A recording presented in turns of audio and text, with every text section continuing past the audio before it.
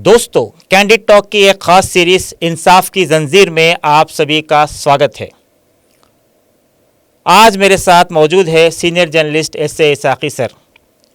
इसाकी sir ने अपनी ज़िंदगी का एक बड़ा हिस्सा क्राइम और लीगल रिपोर्टिंग में गुजारी है।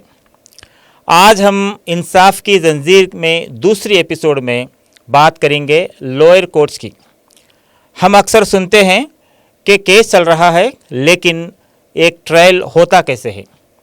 एक आम आदमी कैसे समझे कि वो कौन सी प्रोसीजरल रुकावटें हैं जो एक ट्रायल को सालों तक खींच देती है। चलिए जानते हैं इसाकी सर के साथ। इसाकी सर, स्टूडियो में आपका बहुत बहुत स्वागत है। शुक्रिया।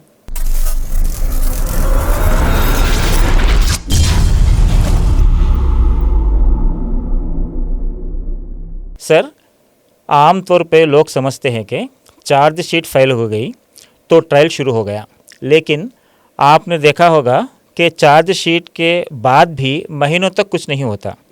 ये समनिंग और कॉपी सप्लाइंग का मरहला ट्रायल को शुरू होने से पहले ही कैसे रोक देता है? अगर एक ऑफेंस क्राइम रिपोर्ट होने के बाद में उसमें मुलजिम पकड़ा जाता है, उसको पहले रिमांड को भेज देते हैं। उसके बाद अगर वो बेल में रिलीज़ हो गया, इन्वेस्टिगेशन कंप्लीट हो गया, तो चार्जशीट फाइल होता। चार्जशीट में क्या क्या रहते हैं? जुल्म कहाँ पे हुआ, ऑफेंस कहाँ पे हुआ, जुर्म कहाँ पे हुआ जी।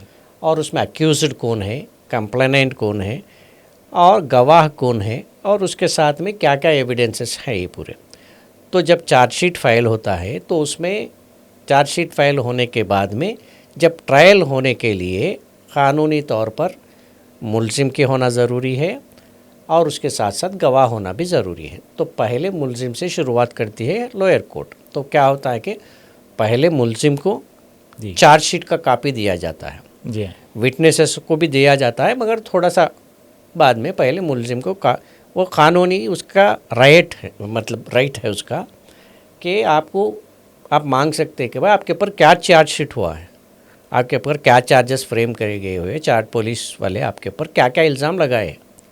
तो पहले तो आपको एक मौका दिया जाता है कि भाई ये चार्जशीट आपको कॉपी सप्लाई करने के बाद में आपके तरफ से आप खुद या आपका वकील वो पूरे चार्जेस फ्रेम करने के बाद, पूरे चार्जेस पढ़ने के बाद में आपके ऊपर कौन से सेक्शंस लगाए गए हैं, ये सब का मालूमात करना क़ानूनी जो है एक प्रोसीजर है। और जो कानून में जब तक आपके ख़िलाफ़ में कोई भी जुर्म साबित नहीं हुआ, जब तक आप दोषी नहीं माने जाते, तो जब तक, इसीलिए आपको फेयर ट्रायल के लिए एवरी चांस दिया जाता है। तो इसीलिए कॉपी से आपको दिया जाता है।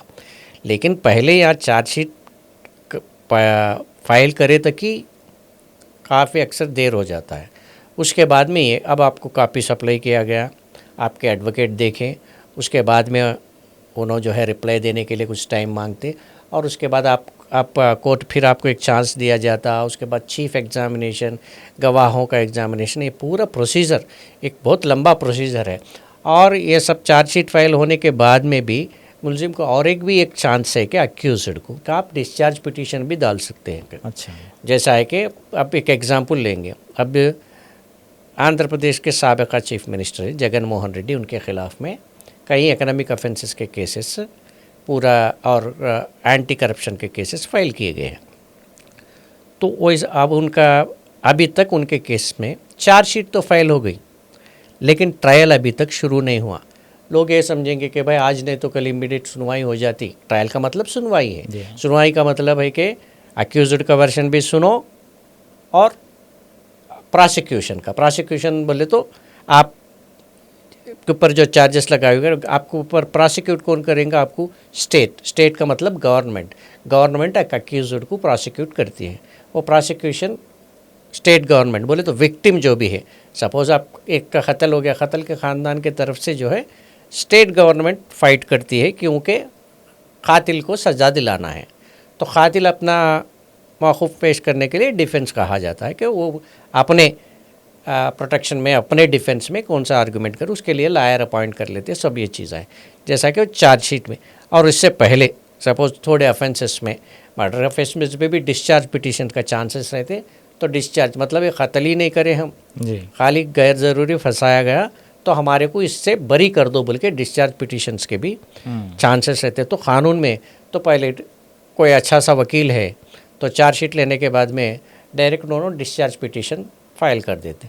तो डिस्चार्ज पिटिशन पे पहले आर्गूमेंट होना कि ये चार्जेस इनके ऊपर फ्रेम कर सकते हैं या नहीं, तो ये चार्जशीट वैलिड है या नहीं। जी जी वो डिस्चार्ज पिटिशन्स को भी वक्त लेता है कि किसमें उस पर भी प्रोसिक्यूशन की तरफ से गवर्नमेंट भी अपना मौक़िफ़ पेश करना है और डिफेंस वाला आर्ग्यू करता है कि हमारा क्लाइंट जो है बिल्कुल कोई जुर्म नहीं किया, इसीलिए उनको जो है बरी कर दो बोल के।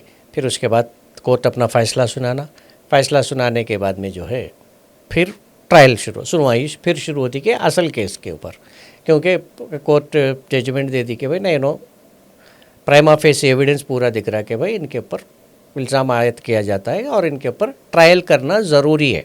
जी तो और यहाँ पे और एक भी है, जब डिस्चार्ज पिटीशन अगर डिसमिस कर दी सेशंस कोर्ट तो बंदे को फिर हाई कोर्ट तक जाके ये डिस्चार्ज को चैलेंज करने का भी चांस रहता। अच्छा तो क्या होता है इसमें पूरा ट्रायल डिले हो जाता।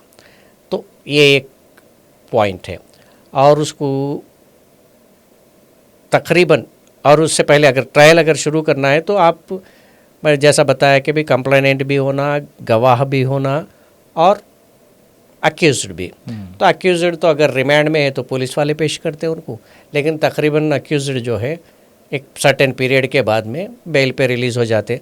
तो पहले उनको कोर्ट को बुलाने के लिए समन भेजना पड़ता। जैसा कि अगर अक्यूज्ड का चीफ एग्जामिनेशन हो गया तो उसको अक्यूज्ड बुलाने के बाद में उनको एग्जामिनेशन करना, ये पूरा प्रोसीजर पूरा इन्वॉल्व हो के है। इसीलिए अब लेटेस्ट के अपने हिसाब से 2025 के डेटा के हिसाब से 20% केसेस अभी तक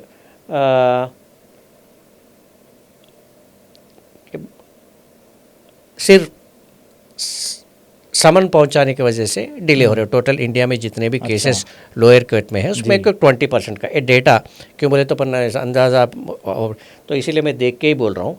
जैसा कि खाली समन के लेवल पे भी एक कम से कम 6 महीने से लेके 1 साल तक लग जाता। तो ये पूरा डिले है। इसीलिए चार्जशीट फाइल होने से सिर्फ ट्रायल शुरू नहीं होता। ट्रायल शुरू होने के लिए ये पूरे प्रोसेस को जो है ओवरकम करने के बाद में उसके बाद ट्रायल का भी कैलेंडर फिक्स किया जाता है। ये इसीलिए जो है केसेस सालों साल लग जाते रहते हैं। सर, हमारे व्यूवर्स को इस बात को समझाएं कि लोअर कोर्ट में एडजमेंट यानी तारीख आगे बढ़ना सिर्फ वकीलों की वजह से होता है या इसमें सिस्टम की भी कोई मजबूरी होती है? क्या गवाहों का कोर्ट को आना और फिर बिना गवाही दिए वापस जाना ही ये सबसे बड़ी देरी है? सिर्फ एक ये देर के लिए जब बहुत सारे एस्पेक्ट्स जो है कंट्रीब्यूट करते हैं।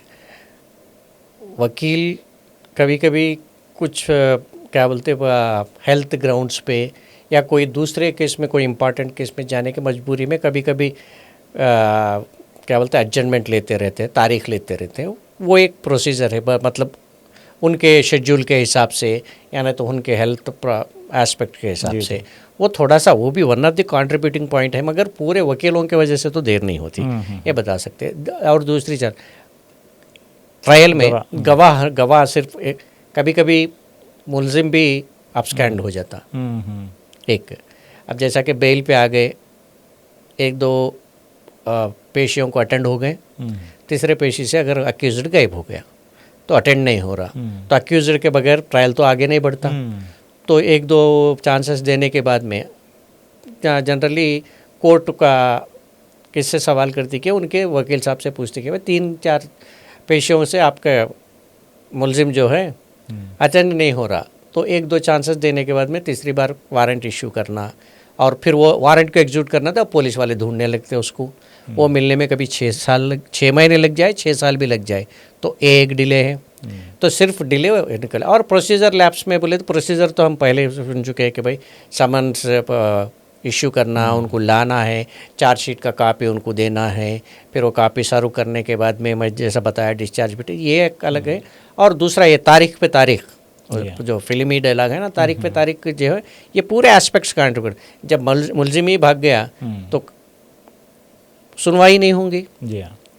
तो इसीलिए वही सिलसिले उसके भी कुछ डेटा अवेलेबल है, जैसा कि ये केस में एवरेज पे 12 से 15 बार एडजमेंट ऐसे कई चीज़ों से होता है।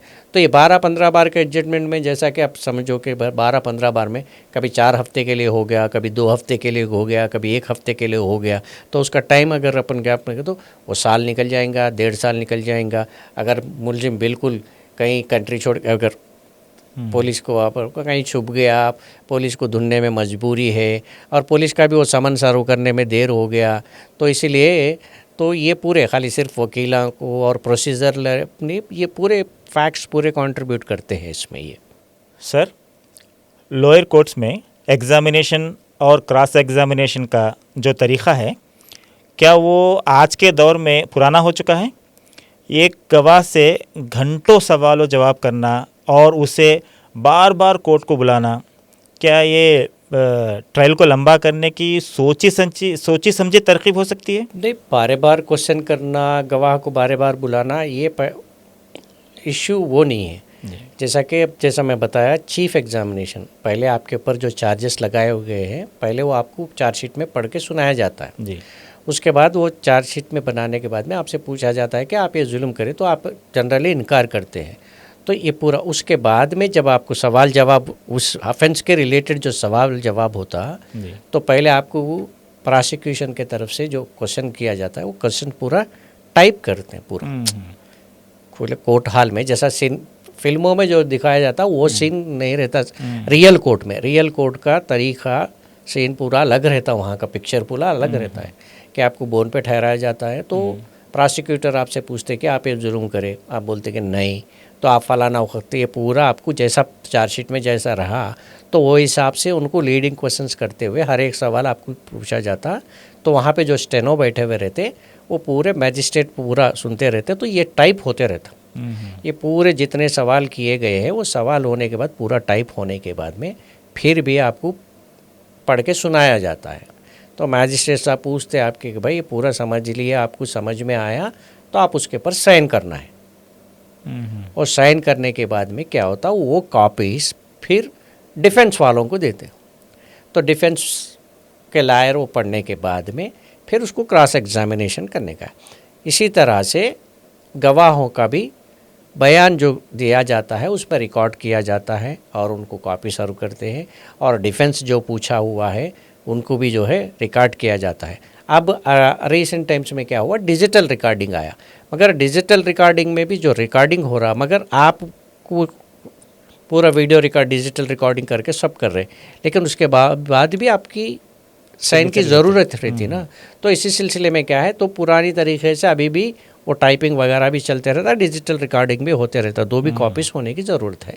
तो अगर समझो कि भाई अगर गवाह एक केस में एक गवाह को बुला के बार बार कभी आ गए, उनका गवाह का स्टेटमेंट रिकॉर्ड हो गया, रिकॉर्ड होने के बाद में फ़र्ज़ करो उस वक्त डिफेंस लायर को दूसरे कहीं केस में उन्होंने बिज़ी है, तो फिर उनको क्रॉस एग्जामिनेशन का चांस देना, नहीं बोले तो फिर उनको डिप्राइव राइट जो फेयर ट्रायल नहीं होता, तो फिर उनको और एक बार चांस दिया जाता। तो फ़र्ज़ करो वो टाइम जो दिया जाता कि गवाह को कुछ उसकी मजबूरी रहती, मैं नहीं आ सकता हूँ, नहीं वो टाइम पे मैं नहीं पेश हो सकता हूँ, तो ऐसा कुछ रीज़न से भी जो है कोर्ट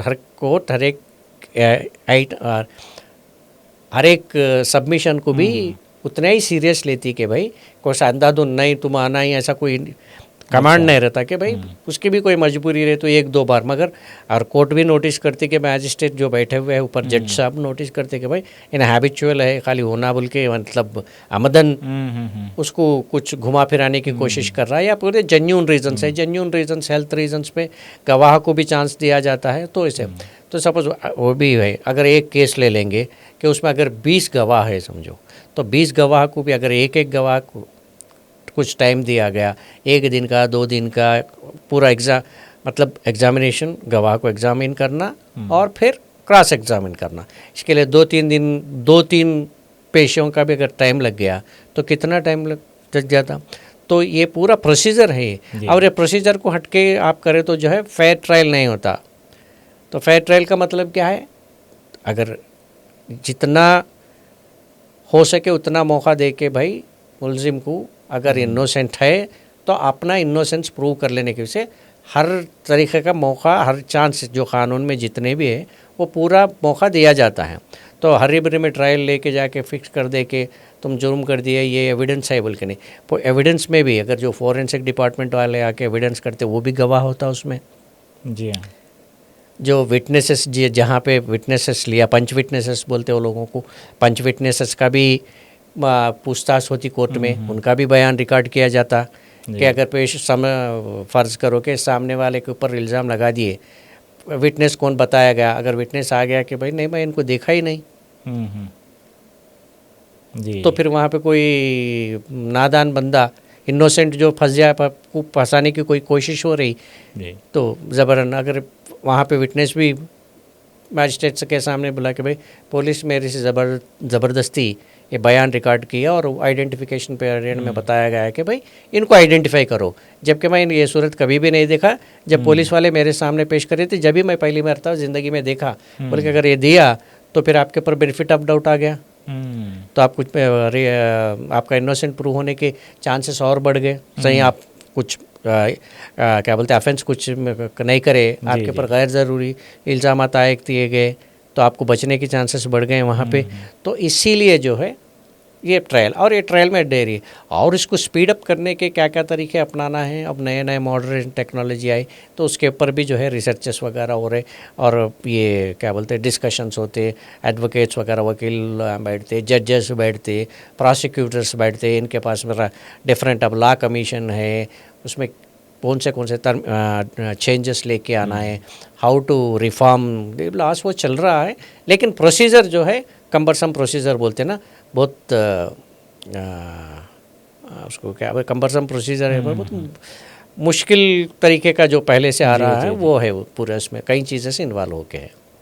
सर आप कई ऐसे केसेस कवर किए होंगे जहाँ पे सिर्फ एक छोटी सी टेक्निकल गलती की वजह से पूरा ट्रायल रुक गया हो, या पुलिस की तरफ से पेपर्स की सीलिंग या सिग्नेचर्स की कमी की वजह से ट्रायल को रिस्टार्ट करने पे मजबूर कर देती है।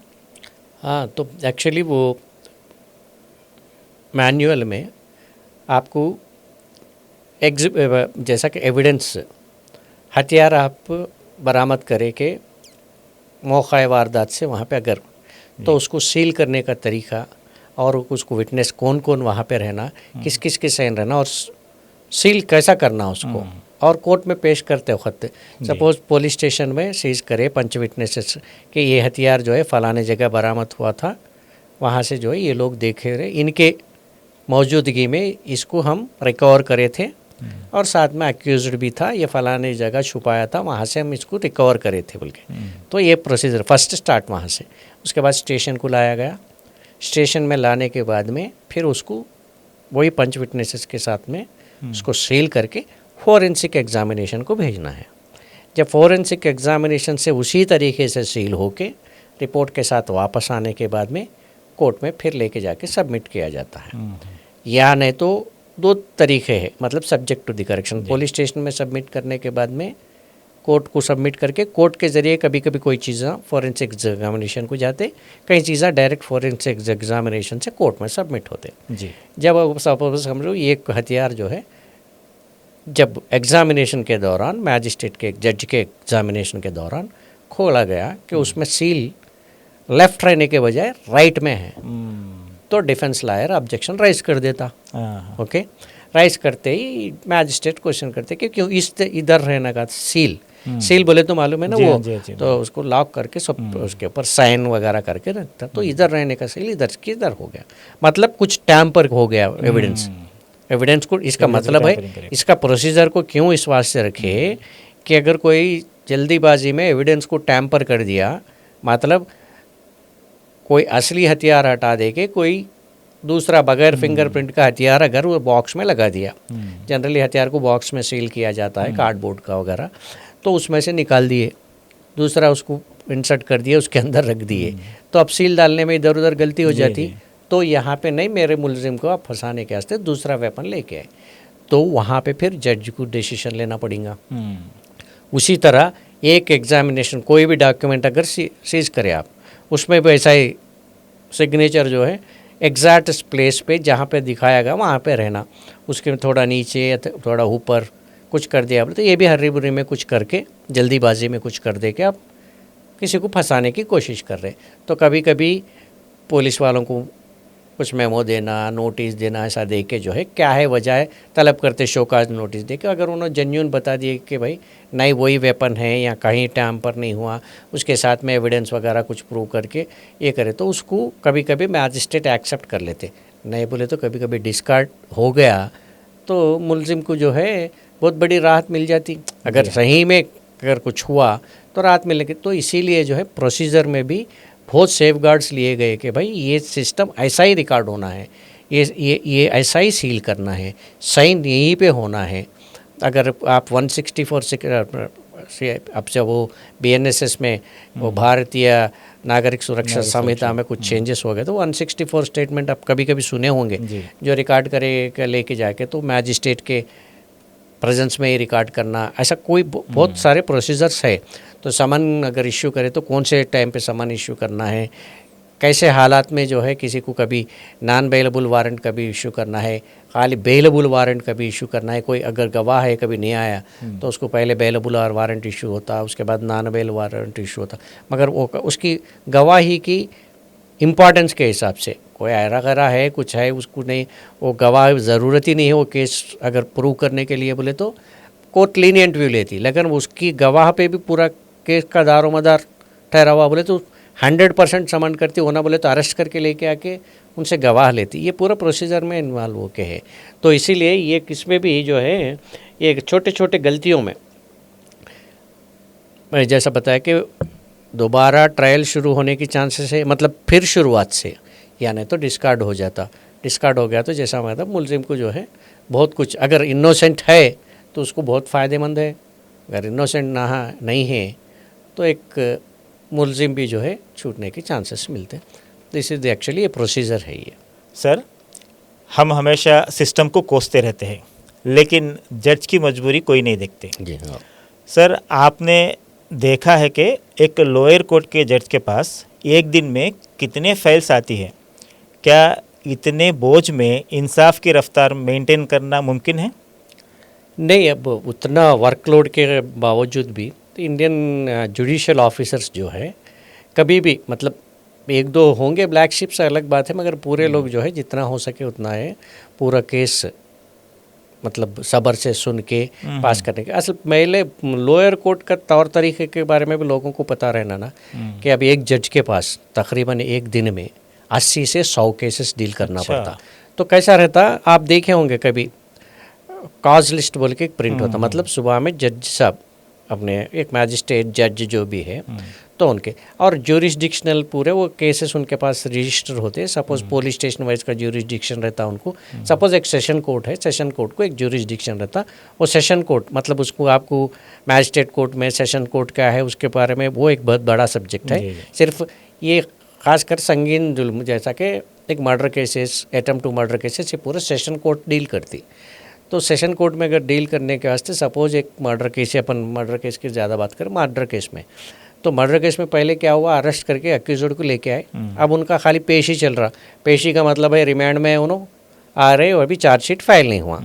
तो ऐसे केसेस सुबह में कितने रहते हैं, उसको काल वर्क बोलते हैं। सुबह ही आते ही ये लोग कितने पूरे लोगों को जो पेशी को आए थे उनके पूरों को आना हाज़िरी हो गई उनकी, ओके उसमें से ट्रायल के केसेस रहते तो ट्रायल केसेस वालों को बाजू रख के बाकी के लोगों को एडजस्ट करके, क्योंकि किसी में भी चार्जशीट फाइल नहीं हुआ, जो चार्जशीट फाइल करके एग्जामिनेशन के वगैरह केसेस है वो केसेस इनको होने के बाद, मतलब पहले घंटा 2 घंटे 10 साढ़े 10 बजे में जज साहब अगर आके बैठ गए बेंच पे अपना अदालत खुल गई तो पहले कॉल वर्क ख़त्म होना, कॉल वर्क के बाद में जो केसेस है उसको टेकअप करना। उसमें ऐसा टेकअप है, एक केस में अगर चीफ एग्जामिनेशन अक्यूज्ड लेके आए कि भाई उसका बयान रिकॉर्ड करना है, आज पूरा बयान रिकॉर्ड करने के टाइम पे हो सकता है कि प्रोसिक्यूटर कहीं दूसरे केस में चले गए, तो वो केस उस दिन हो गया, तो फिर भी वो भी सदमे को मैजिस्ट्रेट को बर्दाश्त करना है। अब रीसेंट 2025 के स्टैटिस्टिक्स के हिसाब से अपने को देखा गया तो इंडिया में 10 लाख आदमी को, 10 लाख लोगों को सिर्फ 21 जज हैं। वाह, ओके, 10 लाख को 21 जज डील करना पड़ता एक। और दूसरा जो है, एक लोअर कोर्ट में मैं जैसा बताया कि भाई 80 से 100 केसेस एक मैजिस्ट्रेट हो, जज हो, डील करना पड़ता। और इसमें अगर देखो आप, एक केस में 5 मिनट भी अगर लग गए, 100 केस बोले तो उनको शाम तक यही इसमें लग गया। और लेटेस्ट फिगर के हिसाब से 20-25 दिसंबर तक डिस्ट्रिक्ट कोर्ट्स में 4 करोड़ 40 लाख केसेस पेंडिंग है। 4 करोड़ 40 लाख, वो भी डिस्ट्रिक्ट कोर्ट में। डिस्ट्रिक्ट कोर्ट्स में अभी अपन अपील्स के वक्त कभी बात करें, वक्त सुप्रीम कोर्ट, हाई कोर्ट के बारे में बात करेंगे। ये सिर्फ सेशंस एंड लोअर कोर्ट्स के बारे में बात करें, डिस्ट्रिक्ट लेवल पे जो है उसमें 4 करोड़ 40 लाख केसेस है, जिसमें से और स्टाफ की कमी हर जगह ही है। जी हाँ।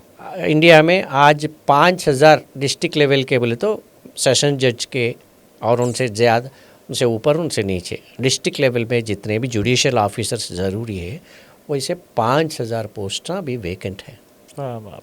तो अब ये लोगों को फिल करना, जहाँ ज़रूरत है नए कोर्ट कायम करना, सब स्पीडी ट्रायल करना बोले तो ये कोर्ट का इंफ्रास्ट्रक्चर को डेवलप करना, ये सब चीज़ें बहुत कुछ इसमें इन्वॉल्व हो गए हैं। और इंडियन कोर्ट्स कैसा रहते, बहुत सारे लोगों को जो कोर्ट अगर एक बार कभी दहलीज पड़ा उसको तो एक्सपीरियंस होता, आम जनता को नहीं मालूम हुआ, अगर कभी कभी पिक्चर्स में वगैरह सुनते रहते हैं तो वहाँ का माहौल ही अलग रहता। तो इसीलिए ये सिर्फ अब जज, एक्चुअली इंडियन जजेस आर वेरी, उनको बहुत पेशेंस रहता।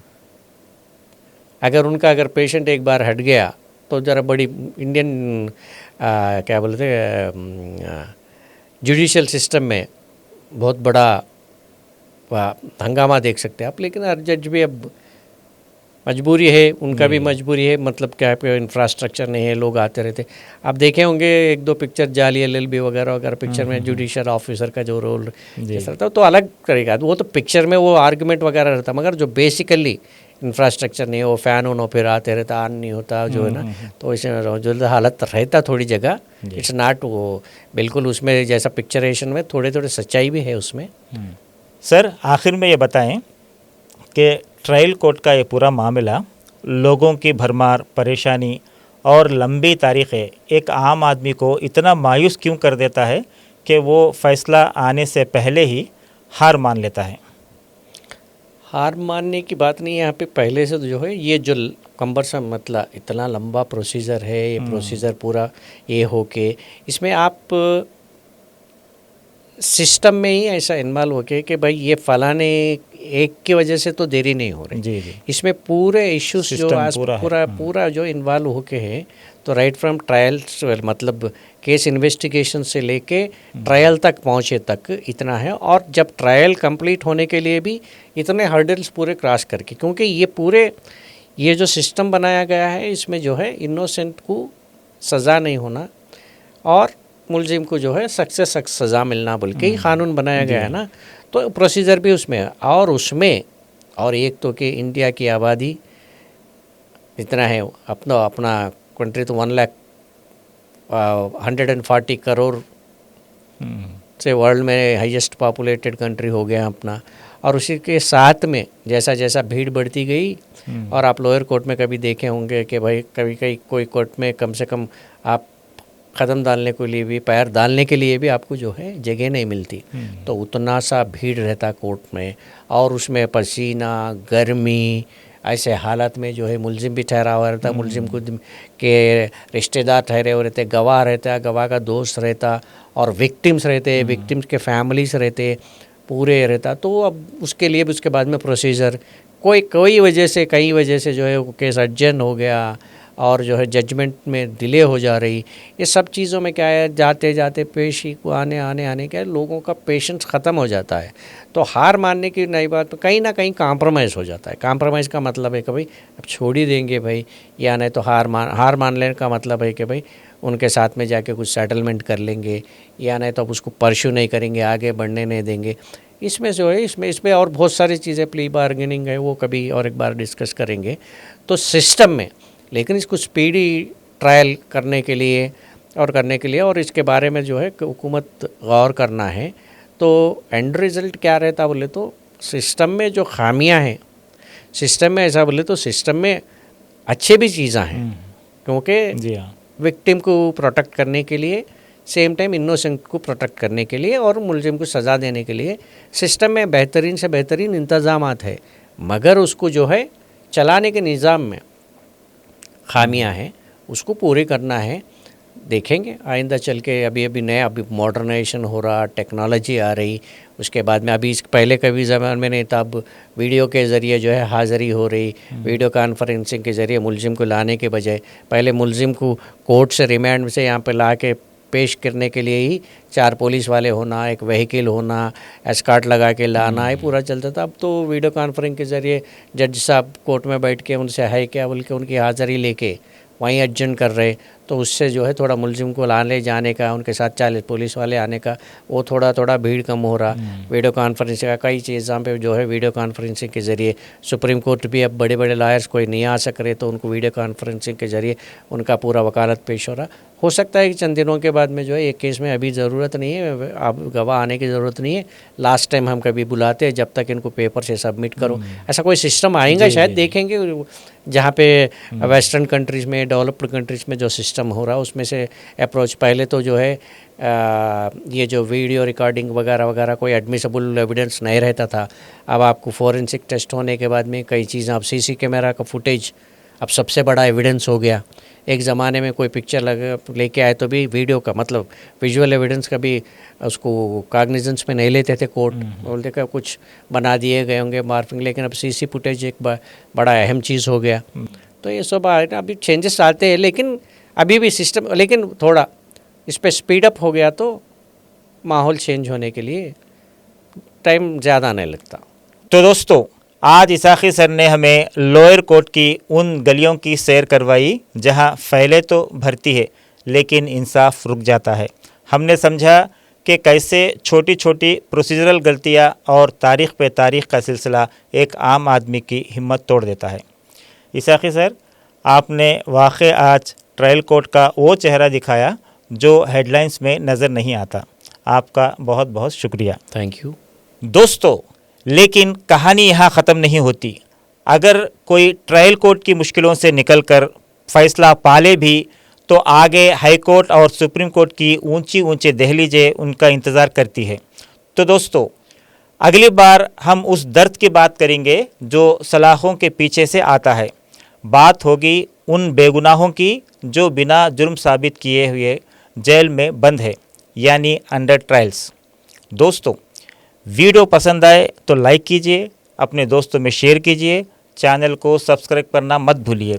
मिलते हैं अगले एपिसोड में। Thank you very much.